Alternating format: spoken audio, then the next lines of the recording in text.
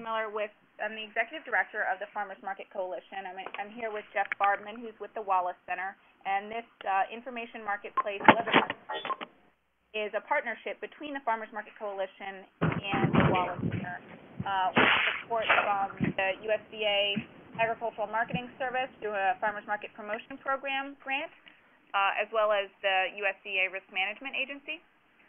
And we're really delighted to be able to bring you this amazing presenter. I've heard many things very wonderful said about Rosanne Stead with the Tide Center here. She's going to be presenting best board practices and meetings that matter. And when we originally conceived of this series, we wanted to make it available to state and regional farmers market organizations, organizations that are designed to serve the needs of farmers markets. And I'm delighted that they're also, so I just want to welcome everyone, and I want to let Rosanne go ahead and get started. She has a pretty packed timeline here, and she's going to pop up that you'll see come up on your screen, so just respond to those as they come up. And if you have any questions, what we'd like to ask you to do is if you can mute your phone, and if your phone does not have is press *# to mute yourself, and then *# to unmute yourself. And it sounds like the call quality is pretty good, but just to protect that and just to make sure that if you have any background noise in your office or a dog runs in and starts barking, that it doesn't interrupt everyone else. So if you can mute yourself, that would be recommended. And then if you have a question as we're going along, we'll see that you have a question, and as soon as Rosanne has a chance, she'll be able to ask you to unmute yourself and go ahead and ask what you have. But there will be some sessions, some specific times for Q&A. You all today. One of Tide Center's organizations, which is called Food Roots Conservancy, they're the people who created the Buy Fresh, Buy Local program, suggested that we work together. So thank you to Wendy Wasserman and Stacy Miller for giving me this opportunity, and to Jeff Bardman for helping us today. I'm in Pittsburgh, Pennsylvania, and we have quite a few farmers markets and urban farms here. And so I'm really happy to be part of this group today. As of Friday, we had 31 people from 17 states sign up. I'm sure they won't all make it today, which is the way presentations work. But for those who signed up, as Stacy just said, they're representatives from both regional and state farmers market associations, and individual farmers markets, and allied organizations, cooperative extension, Main Street umbrella organizations for food and sustainability, and other friends of the farmers market movement. So lots of perspectives and a variety of experiences in this virtual room today. Even if they aren't all there, I'm sure there are representatives of most of those. But I want to give you some interesting observations from the unscientific poll that you answered when you signed up. 45% of the people who responded said that the board needs improvement or major improvement. Only 4 of them said major. 55% said the boards operate fairly with the board. Of the smaller boards, 1 to 5, 63% indicated a need for improvement. Of the boards that were 6 to 10, only 50% reported a need for improvement. And the organizations that had 10 or more people said less than 25% of them said they need board size more later in our presentation today. And of course, as I said, unscientific. We do have a lot of material to cover, but chances are very good that someone else on the line will want to hear the answers to your questions if they're really pertinent right then. So it's important for me down my phone and email address. At the end of the presentation, you're going to be able to board source. And also, this presentation will be made available to you as a video, but I think also with my discussion notes, you'll be able to get this. So you may want to take notes for the questions and comments from your peers, but other than that, you'll have this presentation. So I am the Governance Program Director of Tide Center, and Tides is based in San Francisco, and our mission is to really advance the work of the nonprofit sector by providing an array of services to philanthropists and foundations and activists and organizations across the country and who are doing work across the globe. And everyone in our organization is working for either people who are promoting economic justice or strong democratic processes, or ensuring the opportunity to live in a healthy and sustainable environment. And we believe that those environments should be places where human rights are preserved and protected. So we have multiple components at TIDES. We have TIDES Foundation, which has over 400 donors who have donor-advised funds. TIDES Shared Spaces, which promotes green nonprofit centers. Excuse me. I know it was a good idea to get water before I came. And TIDES Center, which is where I work. TIDES Center is a national fiscal sponsor which provides a legal framework and a comprehensive suite of back office services. So we provide human resources and finance and all the legal work and capacity building support for social change work. So we manage over 200 nonprofit projects under our fiscal sponsorship. www.tidescenter.org if you want to learn more. You'll have to forgive me if I say the word project instead of organization, because I work daily with TIDES Center Project, which is what we call our organizations who are under our umbrella. So it's deeply ingrained, but I will try my best. So let's move on then to today's agenda. We're going to cover 4 main areas: nonprofit fundamentals, the roles and responsibilities of the board and chief executive, duties, policies, and best practices, and effective meeting basics. So, nonprofit fundamentals. The most successful nonprofit boards, and this has come up in research analyzing effectiveness, the most successful ones have strong board that's diverse, with members that communicate well with each other and that work closely with an executive director when they have one to move the mission forward. So I hope today to give you information that will provide a good overview about how nonprofit governance works well. So types of nonprofits. This may be familiar to you. You may understand that Section 501c of the IRS tax code allows groups to legally form and assemble for a variety of purposes. And each one has different tax exemptions, and some come with the added benefit, like the 501c3s do, of allowing donors to receive a tax exemption for donating funds. Probably 501c3s are the most well-known. For a 501c4, for example, donations from an individual are not tax deductible, and 501c4s can do lobbying without restriction, which is not true of 501c3s. So there are different exemptions with different rules and different tax deductibility for a total of 26 501c type organizations. I was in a meeting once and a woman said, my organization is a 501c 20-something, and we started in the 1800s as a military association. So there are lots and lots of 501c organizations, but we don't always hear about all of them. But let's now talk about, it may be clear who owns Microsoft or Google, but who owns a nonprofit organization? The primary difference between a nonprofit and a for-profit is that in a nonprofit there are no owners or shareholders. No individual or group of individuals or shareholders can own a nonprofit. The community served is the owner. So governing boards are, by law, by the IRS, needed for every nonprofit to be caretakers of the public trust. And depending on the state that you live in, it could be called a board members, board of governors, trustees. Different states allow different words for that, but they all mean the same thing. And they are considered ultimately to be accountable. And again, they're charged by law, and they're ultimately accountable for all acts undertaken in the name of the organization. And I have to tell you, this really rang true with me when I heard about a 23-year-old who had joined a board because she wanted to help her community.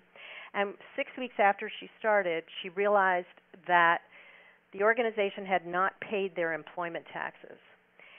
An organization can get directors and officers insurance, but it covers you for third-party suits.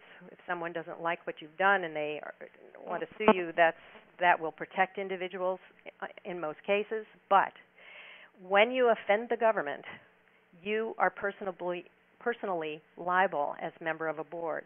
So she had her share of all of the employment taxes and the fees and the penalties, and she had a $10,000 bill at age 23 because she wanted to. So it's serious business being on a board, and you should really know what's going on, ultimately accountable. Responsible for seeing that the public money is spent for the purpose it was given. It's up to the nonprofit boards to assure the public their trust isn't violated and that the funds are going to the charitable purpose that the donor intended. And you've, I'm sure, heard the word fiduciary. A fiduciary is a person who holds assets in trust for a beneficiary, and it could be an organization or a person. And it's illegal for a fiduciary to misappropriate money for personal gain. So persons who have substantial influence over an organization's affairs, and that's usually directors and board members, are called insiders.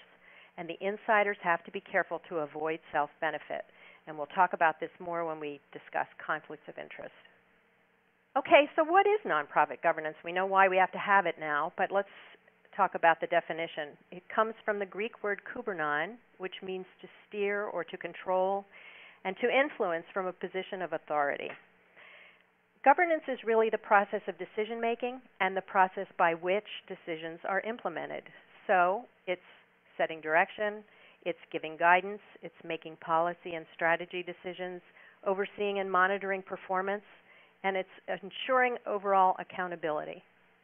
And there are two important benefits that I really think you should consider, and one is the incredible support for your mission from passionate volunteers who guide the organization with you.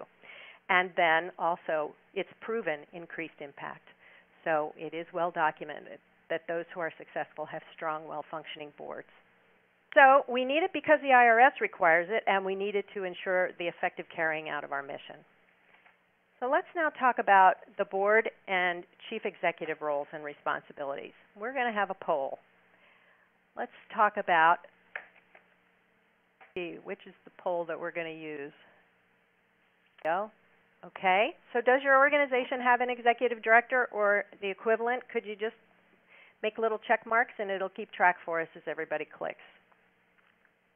Okay. Everybody done? So 62% of the people on the phone said yes, and 38% said no. And that's good to know. And what I'm about to tell you is going to give you both the information that you need, whether you have one or not, but it's good to know how many of you do. So let's move the poll and go on to the next slide. Great. So the statements on this slide provide the generally accepted view of the roles played by the chief executives and their boards. Boards are designed to protect the organization's long-term viability, and chief executives are charged with managing the day-to-day operations. Together, they form the core of a nonprofit leadership team. But as a general rule, if you follow this too closely, you may run into trouble because every organization is different. So boards primarily govern, but let's look at this. Let me get my little green thing here. Focuses on long-term mission and vision, and this should say executive director. Focuses on long-term mission and vision and develops a strategic plan and works together developing the strategic plan. But general rule is that this group governs by providing counsel to management and remaining focused on long-term sustainability and viability. Management is responsible for day-to-day, and actually their performance review, they report on the progress on the goals that have been made that they were supposed to work on. But when an organization is new or has no staff or limited staff, the board does everything. And so even tasks, all of the tasks that are typically associated with management are done by the board. But once staff is hired, the focus should start to evolve to be more strategic and long-term thinking. In order for the rule to work effectively, though, everyone in the relationship needs to understand its own responsibilities and those that fall in the other's purview, and the way in which the board and staff conduct their business needs to reflect this understanding. At the end of today, you're going to have handouts that you can download. And one of the handouts that you're going to receive is a very useful one for this. And even if you don't have a board right now, it's going to be useful to you. It's called the Board's Evolving Role, but it will help you see clearly how decisions are made at your organization and help you determine how you'd like to divide decision-making responsibility moving forward. It's really useful. You can make it yours once you read it and put in the questions that are pertinent to your organization, but I think you'll find it very useful. And the second one describes activities that may indicate micromanagement by a board. So do take a look at those when they come to you. Now I'm going to show you something interesting that I found interesting. I have two slides. One is the 10 basic responsibilities of boards, and the next one is the 10 basic responsibilities of chief executives. These come from two different board source books, but they're written by two different authors. This one's by Richard Ingram, and the other one is by Richard Moyers. But obviously they've talked to each other because they've made their comparisons parallel. But I want to show you how closely the responsibilities of the two groups work. So looking at the responsibilities of the board, these two, ensuring adequate resources and ensuring legal ethical integrity and maintaining accountability, is really the board's responsibility. When you look to the executive director, leading and managing the fundraising is theirs, and exercising responsible financial stewardship. They're really of a piece. If you go down again to ensure effective organizational planning, you can see that the other is engage the board in planning and leading implementation. And we'll just do one more just to show you, because you'll have this. Enhancing the organization's public standing is a big role of the board. You really want ambassadors on your board. But it is also the responsibility of the person who manages day-to-day to build external relationships and serve as an advocate. So, even though the executive director's focus is really day-to-day perspective for each of these issues and tasks, and the board's is long-term sustainability for each of these tasks, you will have a dynamic board and ED relationship that is based on a critical need to maintain clear expectations. One of the things that I've found is that I have a couple of examples for you about when this goes awry. Some big turnover. And the new board really took ensuring sustainability, and the board chair wrote that in their bylaws that the board chair was responsible for daily, because the board chair was involved in letter writing that the director had been doing, and it really was a terrible situation. I'll also tell you about something that I've seen time and again, and this is really for those of you who don't have directors, for the 38% who answered no. When you are a board that's been used to working and this is typical of any board, but even more important when it's an alliance of organizations, and you are ready to hire for the first time your executive director, as all organizations do, they pick the person they think is best for the organization. They're entrepreneurial, and they work independently, and they have great ideas, and they want to take the organization forward. But unless you have a very clear list of who is making what decisions over time from the day one, you will inevitably end up with tensions, some of which you may not understand, but oftentimes that group that's been so used to doing all the work pulls back the entrepreneurial spirit of that executive director. And without understanding exactly what's happening, it can cause really bad problems. So make sure that your expectations are clear. Make sure you have a shared understanding of the mutually supportive and complementary role of the board and chief executive, and that you have a balance of power and authority that everyone understands. So the board has to have enough power and independence to carry out its legal responsibilities and to supervise the executive, but the executive also needs adequate authority to manage the organization and exercise leadership in the broader community. One thing to note is that change and evolution are inevitable. As soon as you introduce a new person on the board, if you change the director, if you just change little things, there are changes in the overall experience that is at the table and perspectives that come to the table. So understand that that's inevitable, and try to work with it. So next, we're going to talk about duties, policies, and best practices of nonprofit boards. And this is where I have to tell you, I don't know how many of you read my biography with regard to board service, but I thought I had a lot of experience. I'd worked on boards for many years. I'd managed them as an executive director. And until I developed the program that we have for Tide Center, I didn't have a clue how much I didn't know.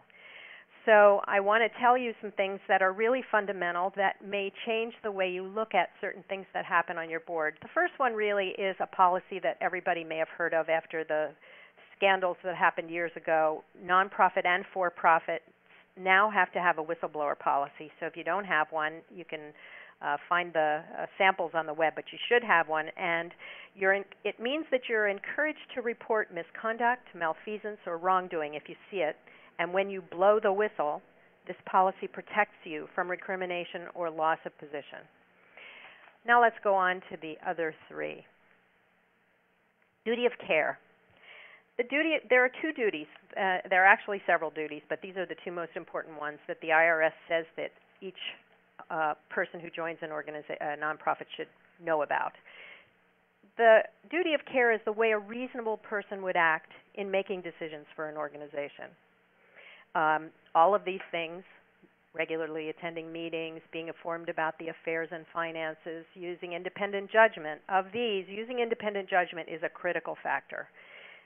Every board member brings their own education, their personal experiences and background to the table, and their independent judgment and thinking is what contributes to the rich discussion and assessment of issues. You don't want to have everybody the same from the same perspective on your board. One of the things that I learned was, and you may have filled out some of the questions on a survey the Farmers Market Coalition shared with me, and it indicated that board members not being able to commit time was one of the biggest problems the association faced. Well, this is common, unfortunately. You'll find across the United States that you'll have a core of about a third who really participate well, and another third who sort of participate when they're really asked, and another third who just sort of are there or not. But best practices can help increase participation, and keeping people excited can help increase participation. Even if they don't have time, they may find that there are certain things they just can't not do with you. And so some of those things we'll talk about, and part of it is making the meetings really exciting and assigning people actions that they agree to commit to, even if they're small, and holding people accountable for those actions becomes critical to the board's success. So at the end of every meeting, there should be action items that everybody is assigned, and they should have a list of those. But before the next meeting, an email from the board chair going to the members, highlighting in red the commitments they said they'd make at the last board meeting is a really good reminder that if you make a commitment to make phone calls or open doors or set appointments or make a financial commitment, it's the responsibility to make sure that they execute on those pledges. Duty of loyalty. This one is the standard of faithfulness, which means that when you serve on a board, you're responsible to be faithful to that board and to show undivided allegiance to the organization's welfare. And it means that you're not using information obtained as a board member for personal gain. Let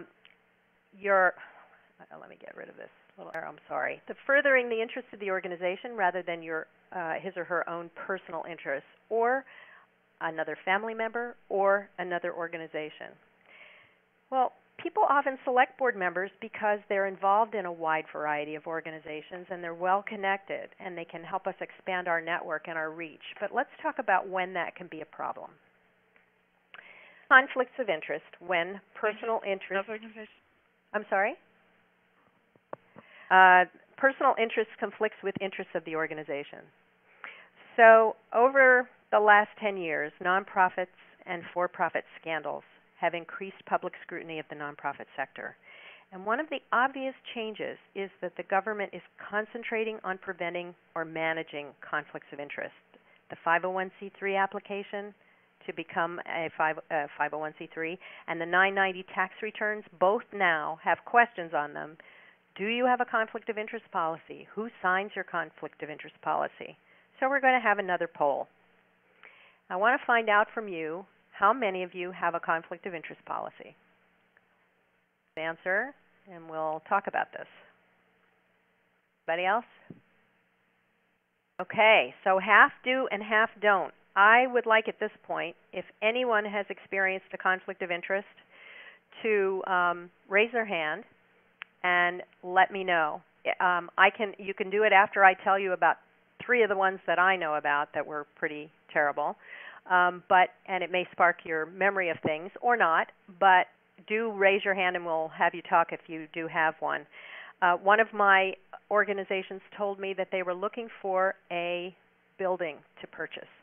And one of the board members took the information back to their organization and they underbid and they bought the building.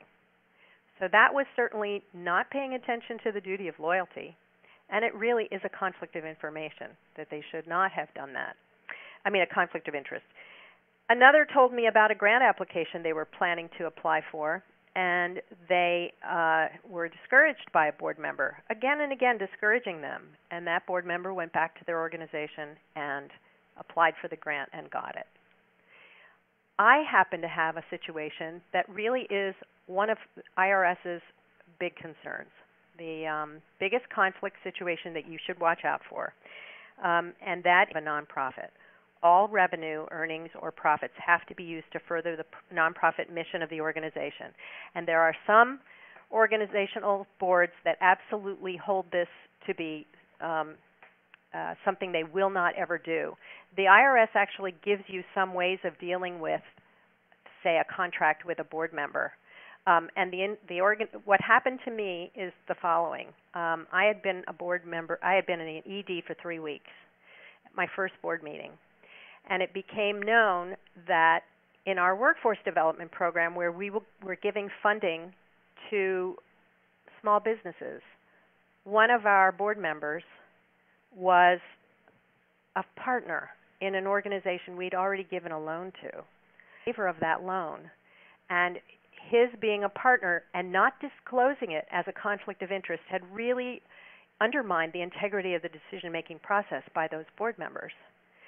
So not only did I call him and say, I want to meet with you, we have a major problem here, we have a severe conflict of interest, I drove an hour to meet with him. He didn't show up, and we wrote him a note and said, you're off the board. The chair of the board did that, and we immediately instituted a conflict of interest policy in which annually everyone discloses what their conflicts or potential conflicts could be. And anytime there is a contract or money given to someone that has a conflict, it's discussed with the board, and the board decides whether they're comfortable with that or not. I highly recommend that if you're an organization that could be watched by the government, that you have, whether you could be watched by the government or not, there are sanctions that can happen from the IRS if you're not careful. But you should always have a conflict of interest policy. So I hope those of you who don't think about it. The IRS is also concerned about roles and relationships. Let's say you're the mother is those loyalties may make it difficult to vote. You'd vote in favor of the relationship, so they wouldn't be able to vote. And then loyalty to more than one nonprofit. The guy who went back and bought the building or made a bid for the grant also is a real conflict that you should watch out for. And sometimes people who are of similar organizations are really great to have as advisors and confidants, but not on your board where they will be in conflict with you in directing the future of your organization. So what's the worst thing that can happen? The worst thing that can happen, you want to manage conflicts to avoid harm. And harm can come from the integrity of the decision-making process being violated, like my situation, or ultimately, as I mentioned, IRS sanctions or a loss of 501c3 status. So, Bridget, I'm sorry, do you have a question? Would you Hello? unmute your phone? Yes, hi, I'm sorry. Hi, I unmuted. Okay. Yeah, one of the conflicts that we've had, because on our boards we have some of the members that participate in the markets, farmers, for example. Okay. Most times our farmers and our members can remove themselves from their their own interest as far as being a member in the association when it comes to fee increases, and can look at the whole organization and say, okay, this is what's best for the organization, and yes, we need to increase the fees by $5. Whereas we have one who can never do that and will actually, she's just against fee raises of any kind because it affects her personally. Yeah. And then she goes out into the marketplace and says, oh my God, they're all trying to raise the rates again, and blah, blah, blah, blah, and spews this and causes harm to the organization. Yeah. Those individuals who are affected by a vote should never vote. So how do you do that when the majority of the people are all, well, half, majority, more than half. They've protected themselves by saying 1 over half because they do want to be able to control the market. Wow. That's really a tricky situation. I mean, it is personally affecting them because, and so they can't be objective. It's only one person. And it's only one person. But the rest are doing fine. The rest have the ability to look at the organization as a whole. Yeah, that's really hard. They are overruled. You know? I mean, in your situation, if you've set it up so that those people have decision-making power over those kinds of things, even though they're affected, then you have to go with the majority vote. It's a tough situation, but that's the way it is. And does the person accept the vote that when it's 1 over half? She actually goes out and harms, Okay, that person should. There's where the duty of loyalty where the pavement hits the road. Once a decision is made, that person is no longer on the board if they can't accept it. That's just good policy, and for them to be harming you, they cannot be part of you. It's really something to seriously consider. So that's my advice to you. Thanks. All right. It's hard. I'm sorry, Bobby, I just noticed that you had a question, how many others voted wrong, and then realized it as I began explaining the issue. I'm sorry, I'm not following the little box the way I should. So do you still want to talk about that? And then I'll call on Linda next. Unmuting, I think, is pound star or star pound. Which was it? Star pound. Star pound, great. Anybody? Bobby still there? No, I just wanted to make sure that it wouldn't make a difference because I had not read it correctly, read it too fast, and I didn't know if several for the conflict of interest policy. I think it won't make a difference unless you have other questions of things that I didn't answer.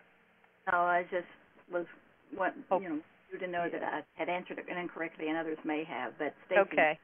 It wasn't a problem. Thank you. Okay. All right, good. And then Linda? Yes, I just wanted to comment on the conflict of interest question and just offer a one solution that public markets often use. And I'm not sure how effective it would be with a farmers market board, but with public markets, the best recommended practice is to use an ombudsman who themselves is not a vendor at the market, but whose charge is to collectively represent the interests of all the vendors at the market. And this is also partially because, particularly at a public market, there are different kinds of vendors who have different kinds of needs. So I'm wondering if some kind of comparable system could be used in cases such as the one that was referenced for a farmers market board. And maybe the people who are affected nominate one person. Yes. See that. Yes. That's a great idea. The stipulation, though, is that they cannot themselves have any direct interest with the market. And in the instances that we'll take it as it fits your situation. Thank you. Right. Mm-hmm. Are there any other questions that I'm missing? Or any other people that I'm missing? Okay. Stacy, don't hesitate to talk up if I miss these people who are having questions. Okay. No problem. Okay, so let's move on now to developing a board structure. This is really a discussion of best practices and eligibility for service. a passion for the work is the #1 most critical characteristic of a successful board member. If you have to work on someone, I've had people say to me, I've been working on them for a year and they're almost ready to join me. Usually the results, it results in someone who's not as committed to you as you'd like them to be. You really need to have someone who says, I'd love to work on this, it's really important to me. And that's the major characteristic of a good board person. Board is better. I can tell you that I have a friend who has a board of 36 people, which is way too many and not manageable, and I also know people who have 3 or 4. And they've taken national polls, and the polls have shown that those that have 36 want it to be smaller, and those who have 3 or 4 want it to be larger, and they all seem to settle on number 14. I don't know why. It was just coincidental, I think. But just to give you a sense that board size is really determined by the needs and capacity of the organization. If you don't have staff, the board's going to be doing all the work, as many of you know, and board size is going to be directly related to the needs. And if your needs aren't being met, you probably need to increase your board because everybody can't do the work. I'm part of one right now that just doesn't have enough people, and we're all burning out. So you also have to have realistic expectations of those who are serving you. What can a board realistically do? Do you need more members? And do you need to scale back your expectations because you can't find more members? Once you have staff, the board size should be determined based on the capacity of the staff and the board together to manage board work, and we're going to talk about that soon as one of the other important best practices.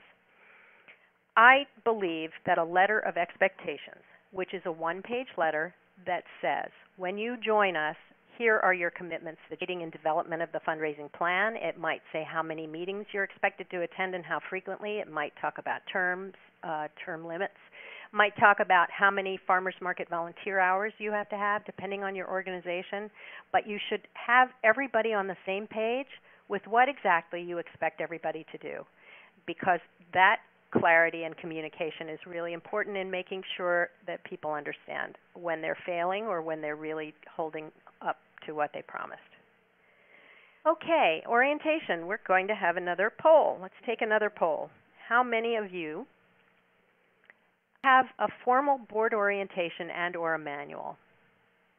And we're working on it, which is good to see too. Okay, let me tell you, for those of you who are in the yes category, that's very small, and those of you in the no category, that's very big, and compliments to those of you who are working on it. The quality of service of the board members and the understanding of your mission and what you do is correlated highly with the quality of the orientation that you have for someone. Whether or not you have an actual manual, you should have a very thorough orientation. And the orientation should include things that not only are, the history of our organization, what our programs are, who our board members are, what kinds of things we've done, and what our successes are and what our challenges are, and as much as you can give someone that really brings them up to speed quickly and also tells them about the culture of your group. We'll talk about that a little bit more. The orientation proves to be a very critical ingredient in good board service. The next is the next is diversity, and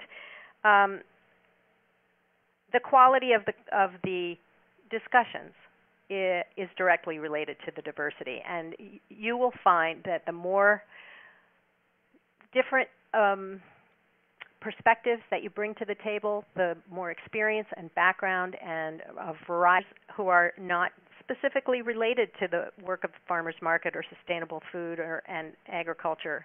And it is a good idea to have greater, you'll have greater participant satisfaction the more people that you have looking at an issue. So I can't emphasize diversity more. Meeting frequency. Let's take another poll. How often does your organization meet? That one doesn't seem to be working. See. Set it up, people are responding. Oh, really? It's just not showing to me, so you'll have to tell me what the answers say when it's done. I just have a blank screen. So is everybody done? Usually you're very fast at this. So what are the answers? Would you tell me? Okay, we've got 13 total responses. Okay. 62% say monthly. Okay. 15% say every other month. Another 15% say quarterly. Okay. And 8% with other. And okay. there were no responses for the last. Okay. Okay. The last was when we need it, right? Yeah. Okay. So monthly, I can tell that your work is critically. It is putting enough pressure on you that you need to. I would hope those who meet monthly meet frequently. Every other month, I think, is probably what most boards do. They usually have 6 to 12 a year. 6 to 10 meetings a year. Every other month, 6 weeks, every other month. Quarterly is really the minimum that you should meet, because if you want a board that has the sense of being a team, there it is, now I can see it, then you really want to be meeting at least quarterly. The more often you meet, we're going to talk about the agendas in a little bit, and you really need to have good, clear agendas to justify people's time when you meet that frequently. So let's talk about terms of office. I had a board, that same board that hadn't done, decided that one of the things we needed to do to jumpstart our board was to institute terms of office. If you don't have terms of office, you can start by staggering the terms. I believe a 3-year term is a good idea if you can get commitment from people for 3 years, because the first year people are just learning. The second year they're sort of getting ready to participate in doing some good things, and by the third year, if they have stayed 3 years, they're really involved. You start staggering by having a 3-year term where someone starts in the third year, some people start in the second year and serve 2, some people start in the first year and serve the whole 3 before the next term. But terms are very important, again, just like diversity is, for getting in new blood, new ideas.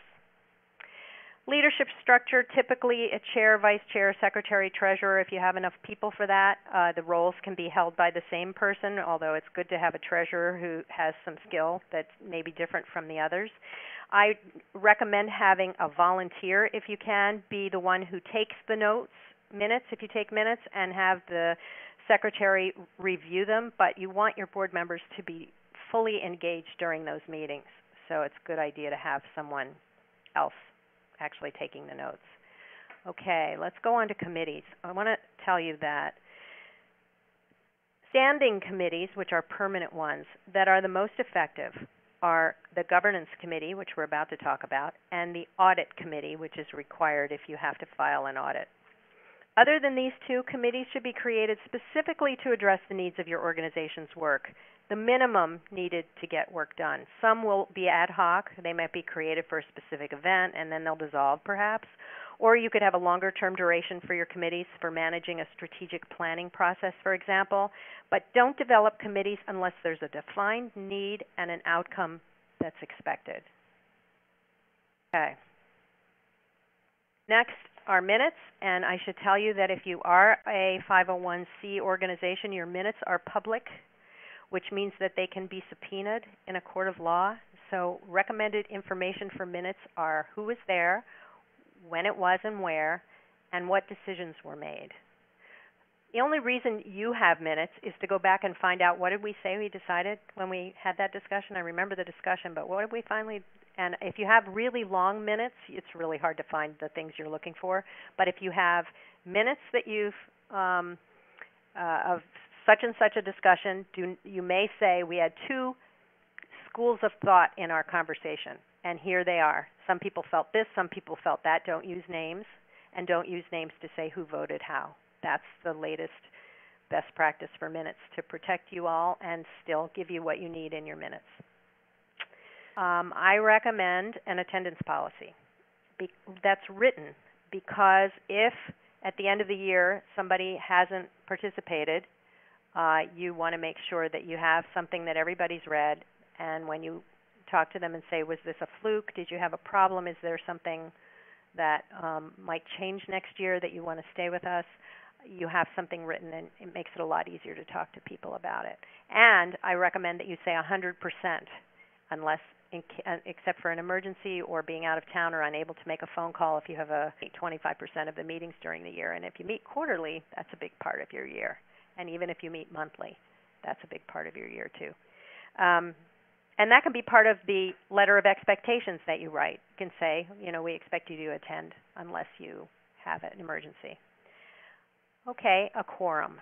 Now, when you were discussing before one more than half, let me talk to you about quorum. A quorum is defined usually as the number of people needed in attendance in order to have a decision stick. And let's say you have 9 board members. 5 are there, so you have a quorum. Excuse me. 3 of those could make a decision for you. You want to make sure that the decisions that 3 make are okay for 3 to make.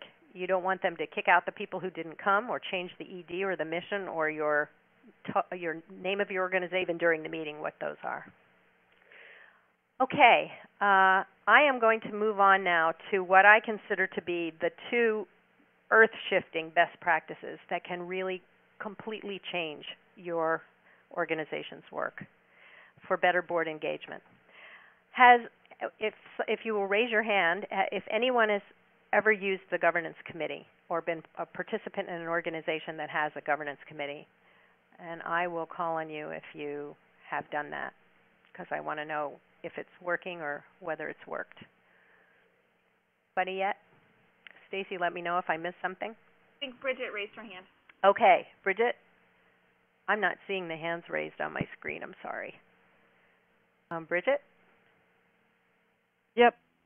Tell me, have you used the governance committee? Yes, we have. And how does it work? We have a committee of 3 to 4 people who Okay. oversee our bylaws, our rules and regulations, Okay. and then bring it to the board for final approval. Okay. And is that the extent of their work? Pretty much. They work with Okay. staff. Yes. Okay. Okay. Anybody else? Thank you for telling me that. Okay, I'm going to tell you what the governance committee is, a good reference, first of all, that you'll get in your handouts on a sheet of paper that I tell you, good books. A publication called the... Yes? We did have a question Okay. from Lisa.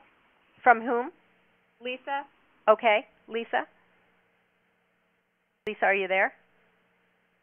What is a government... Okay, you're about to find out what a governance committee does. Okay? So the governance committee is really the committee that does the work of the board. And I started to say board development committee, the one who does the bylaws might be that, and the governance committee replaces all of them. This committee's work is year-round. And it helps, and it can be, if you have a very small board, it can be 1 or 2 people, but it helps institutionalize the effectiveness of governance practices for now and for the future of health of the organization. These are basically, I'm going to go into a little bit of detail on the next slide, but they oversee education and well-being, and they examine the functioning and communication quality of work, and they check the progress on fulfillment of objectives that you have and the aspirations that you have. So they make the work of the board's work, and of course if you don't have an executive director, it's already the board's work, but it prevents drain on time and energy of everybody trying to do everything. This is their task, and everybody contributes to their work, but this is primarily what they do. So they're in charge of board recruitment, and they create the board profile. And the board profile is a grid that helps you every year determine what do we need on this board, what skills do we need, what characteristics, what should the overall, and so they work on that, and they create the expectations letter that goes along with recruitment. They identify people with suggestions from everybody on the board and the ED, and they actually go and talk to them and recruit them, and then once everybody's on board, they're in charge of board knowledge. So orientation to the organization and the board and who the board members are. And I want to say here that orientation also includes telling people ahead of time about the culture of the group. I had an organization tell me that they had not added board members for a long time. And they added someone who attended a meeting, and the executive director called me and said, I was so mortified. And I said, why? And she said, because we have two people who don't get along, and they yell at each other all the time, and we're used to it. But this new person wasn't used to it, and I could see on her face how horrified she was. So if you have people who don't talk to each other, or if there's something specific about your culture, make sure that's part of your orientation. Education. Continuing education is if your organization can accept funding. Event planning. Rotating facilitation to improve the skills of the board members. Asking board members to make presentations themselves and to help, maybe they have a background that would help the board understand your own organization better. So education is something that this committee works on. We'll talk a little bit about some of the things that they can do. And coaching on the articulation of the mission and your impact. Do an exercise to help people become comfortable in their own language with stories about your work and the importance that potential donors or partners or members might have. And then board effectiveness, an annual assessment of the board as a whole. One of the things asked is, what do you expect your legacy to be on this board? What would you like to be remembered for having achieved on this board? Good question for people to be thinking about. It's also a good question when you, let's see, I was going to say something I forgot. I'll think of it. Oh yes, when you're recruiting. To ask people who are already on the board, what is it that you wish you had known when you started that we didn't tell you till later, or that you had to learn yourself? And what are you still confused about? Because as you bring in new people, you want to improve the orientation that you have for them. So here is, to review, the basic action plan of the Governance Committee. It starts with identifying and cultivating and recruiting. And then it goes on to orientation, involving people and educating them. And then it's evaluating and rotating. Include report after report. And we're going to discuss how to eliminate one of the most frequent complaints board members have, which is, I have to listen to reports for an hour and it's always so boring. So we go on to the consent agenda. And I'd like, again, if anybody has used the consent agenda, to give us a little summary of what's happened. Raise your hand, or Stacy will let me know. Nobody? Let me talk to you about it. It's really a change in thinking. It's a change in thinking about board meetings, and it's a break from tradition. And it only works if everybody agrees to accept the change. And this is basically what you'll find. Whoops. Sorry, let me get rid of that. Old business, new business. It's not the critical work of the board. It's typically how we work, but it is not. The consent agenda and the wisdom of the consent agenda is to liberate board meetings from it mattered the most, and that is digging into things that will take you to your future. And we'll talk about this a little more. One of the things that you must do, and this is where it's hard, is that everyone has to turn in their information, if they have it, 7 days ahead of time. And this is the difficult change that everyone will have to agree to, or the consent agenda won't work. The goal is to give everybody the critical knowledge in a form that will enable them to come up to speed very quickly before they arrive at the meeting. And so bullet points, very concise information. And what you do is you send a list of the items included in the packet under the heading Consent Agenda. And the things that are in there, could be in there, are prior meeting minutes, the chair's written report, director report, committee reports, task force reports, program reports, getting the reports part, finance committee report if it's standard, a dashboard. A dashboard's usually a one-page correspondence, other material not requiring a discussion are all going to be sent ahead of time. And the things that you don't include in the agenda are the 6 to 12 major items the board agreed to work on this year if you have a strategic plan. Questions of policy. You might have a reimbursement policy, for example. If you don't have an ED and everybody's paying for stuff and you do have some money, you may have a policy to reimburse people. You may have a media policy. Who speaks to us? Who speaks for us, to the media?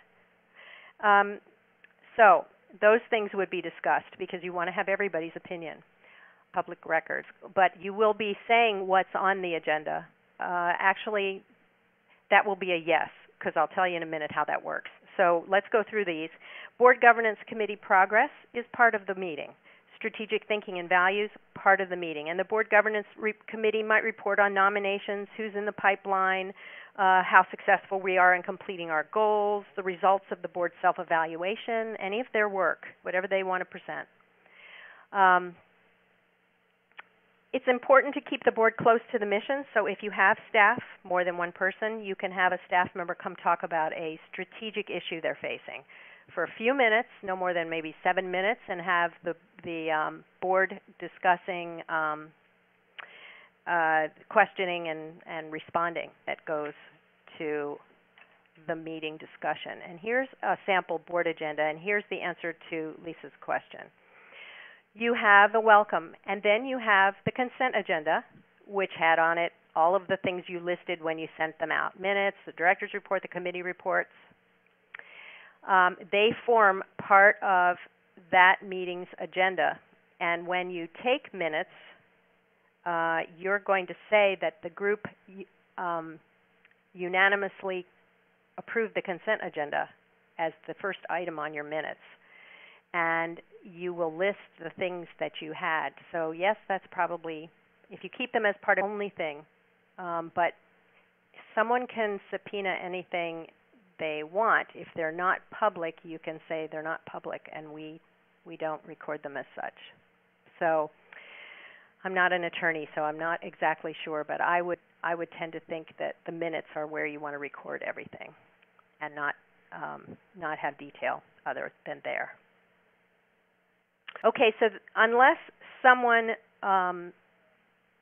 wants to pull something off the consent agenda for discussion, you adopt the consent agenda by one motion. The goal is to pass the package at once. There's not going to be any discussions unless someone requests it, a board member requests it, and then it becomes part of the strategic discussion.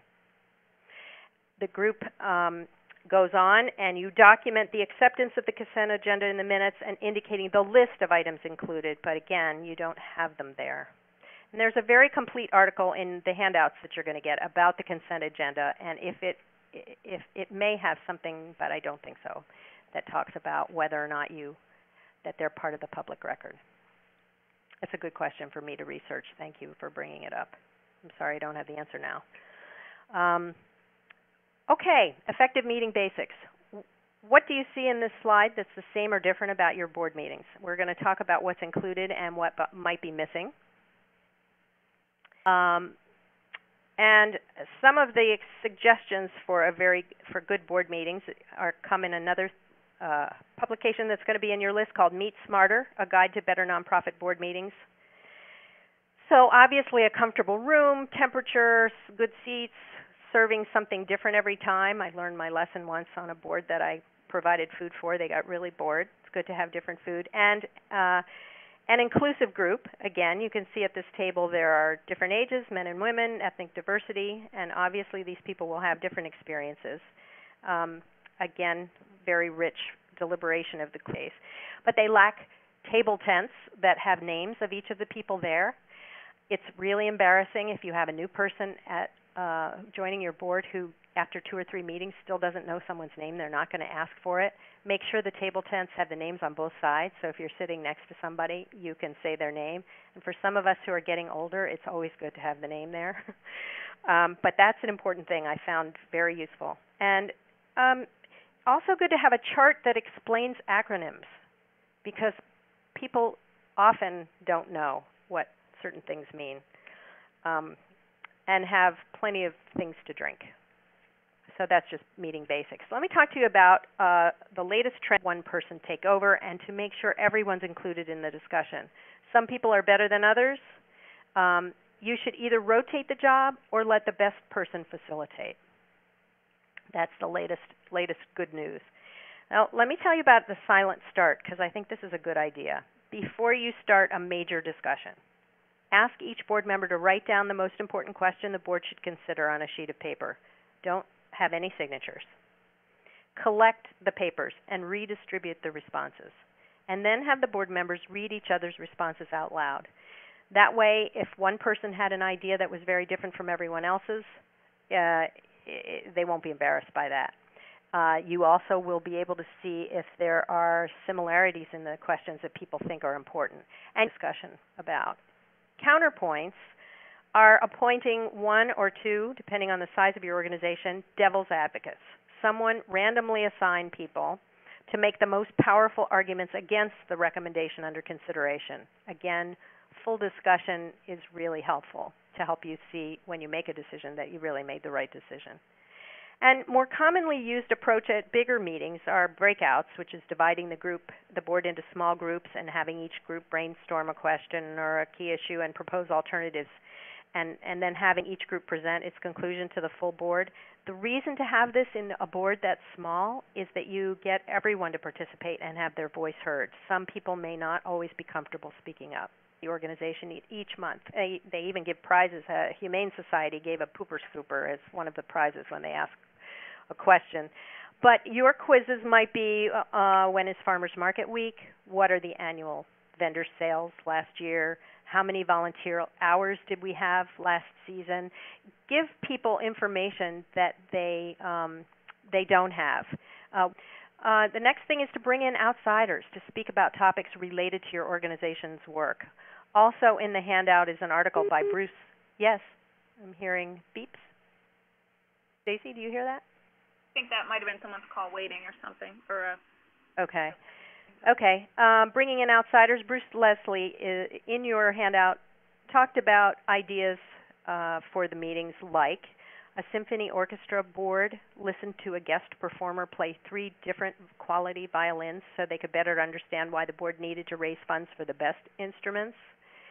Bring in maybe a membership expert or a potential partner for a new membership, or bring in a farmer or a market manager, whatever makes the most sense for you. But stimulate the board by having an outsider come in. Board members themselves can add expertise or experience. And then, again, you might have, if you have staff members, somebody coming in with an opportunity to present a strategic issue. Okay, so meetings are the work. They are the place that everybody acquires a critical understanding of the organization's challenges and opportunities, and they should be about your organization's future. And so most important that you have a few things. Don't have a meeting just to have a meeting.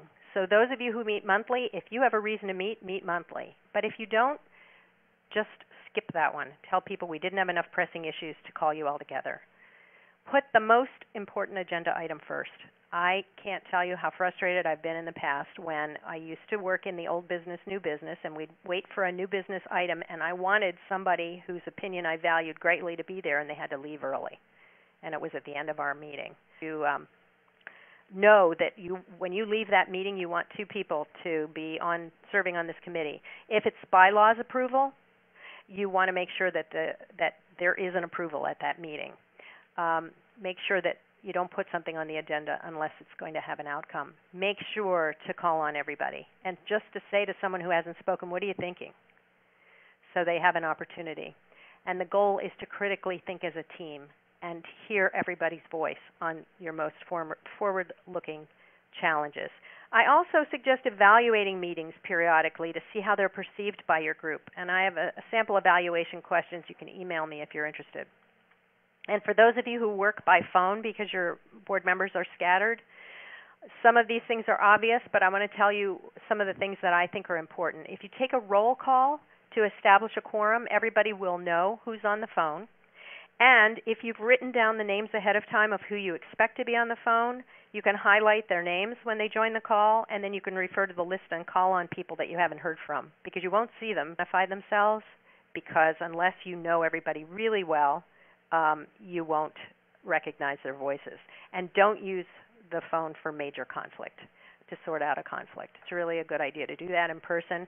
And even if you meet quarterly or you meet every 2 months, I hope that there is time when you all meet in person, because you cannot form a team without that.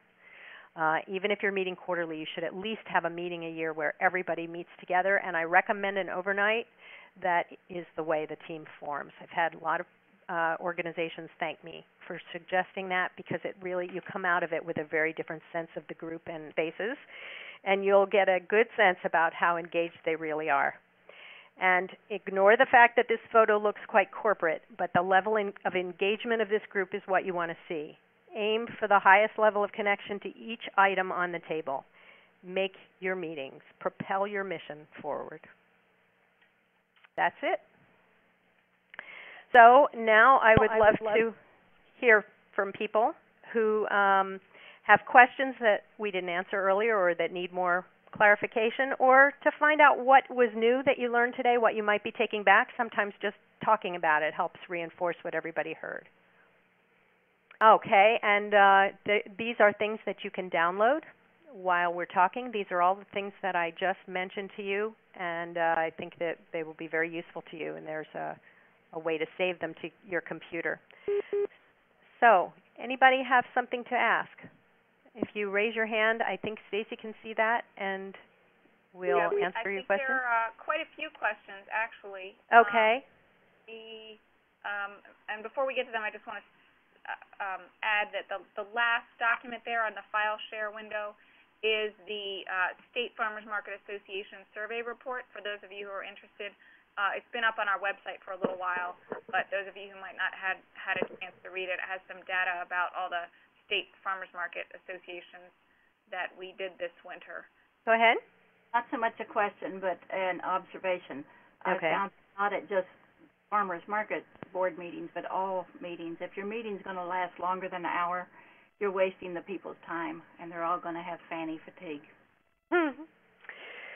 Well, one of the things that you really need to do is make sure that if you think you're going to run over, that you get permission from everybody ahead of time. Otherwise, you should end on time. An hour may be a little too short for some people's agendas, but it's a good goal to shoot for. Somebody else? Shoni, I think. Yeah. Our farmers market has recently transitioned from having a market manager to an executive director discussion, and it was a big conundrum for us for a while, and I'm still, admittedly, a little fuzzy on the difference between manager and an executive director, and I was wondering if you had any insight on that. Well, do you have job descriptions for both? Yeah, the job description that we put together for our executive director was just more empowered to take a leadership role in the evolution of the market, and at the same time our board is trying to transition to more of a policy setting board and less of a managing board. Okay. But it seems like there's a whole lot of shades of gray in there. There always are, and the key is the job description.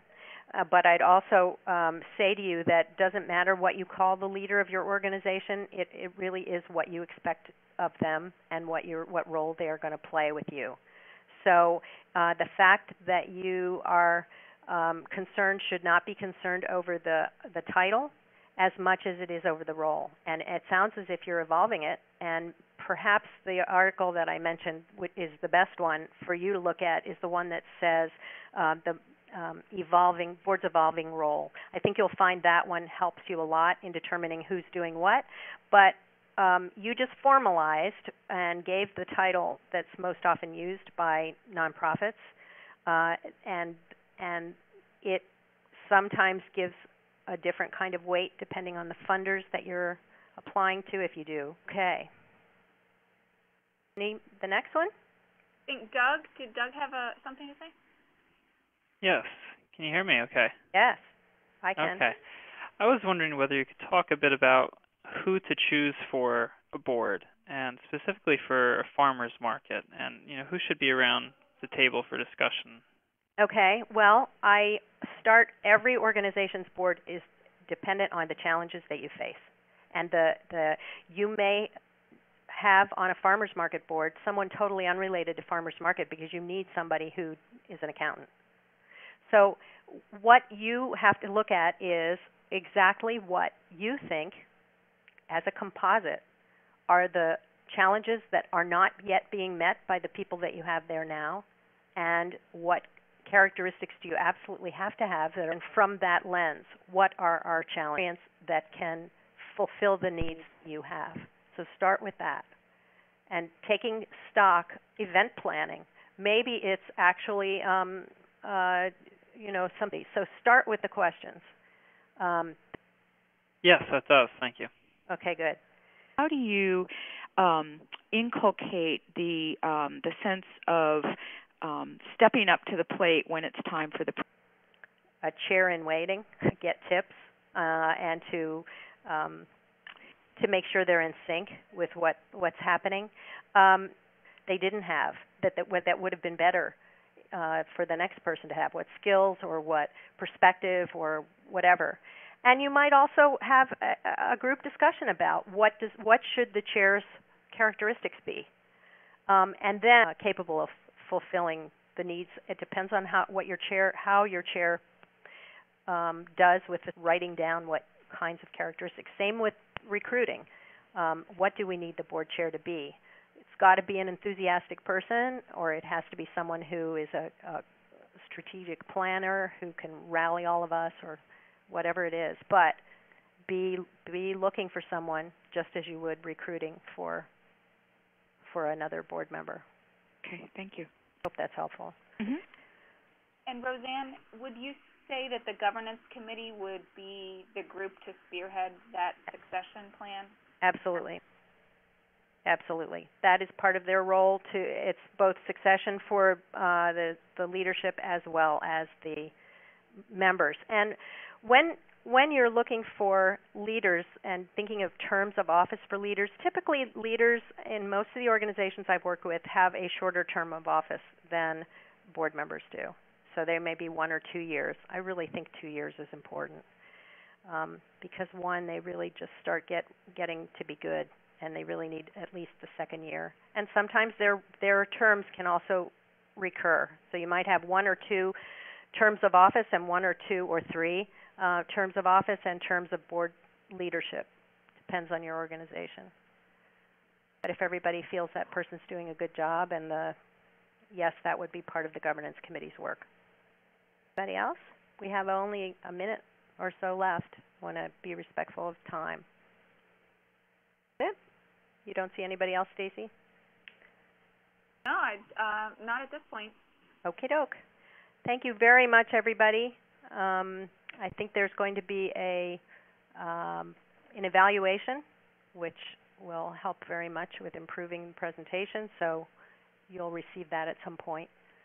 And thank you again, everybody, for those files. If you'd like them, I can also email them. I may be able to put them up on the Information Marketplace website, which we linked up to. I think it's up early on that little chat window.